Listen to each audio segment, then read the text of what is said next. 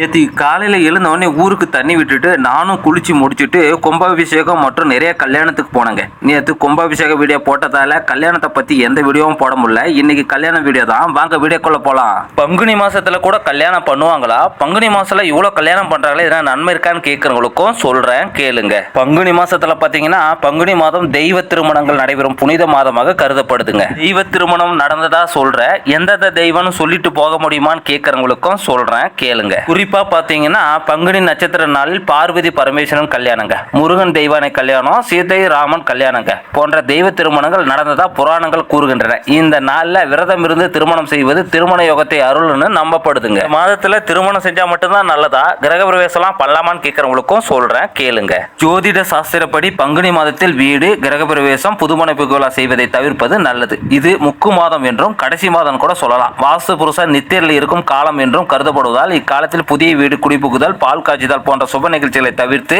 அடுத்த மாதங்கள் தள்ளி வைப்பதே சிறப்புங்க. முக்கு மாதம் அப்படின்னா என்னன்னு சொல்ல முடியுமான்னு கேட்கறவங்களுக்கும் சொல்றேன் கேளுங்க. முக்கு மாதம் தமிழ் வட்டத்தில் கடைசி மாதமான பங்குனி கடைசிங்க. ஆடி, புரட்டாசி, மார்கழி போல கவனமாக கையாள வேண்டிய மாதமா கருதப்படுதுங்க. சிறப்பு குறிப்பு என்னன்னா, பங்குனி மாதம் பங்குனி உத்தரவுலாம் செய்யறாங்க. தெய்வீக நாளாக இருந்தாலும் புதிய வீடு வாங்குவதோ பதிவு செய்தல் அல்லது கிரகப்பிரவேசத்தில் உகந்ததா கருதப்படுவது இல்லைங்க. சொந்த வீடு அல்லது வாடகை வீடு மாறுவதற்கு இருந்தாலும் ஜோதிடரிடம் நல்ல நாள் நட்சத்திரம் கேட்டு தள்ளி வைப்பதே நல்லதுங்க. நெக்ஸ்ட் வீடியோவில் சந்திக்கிறேன்.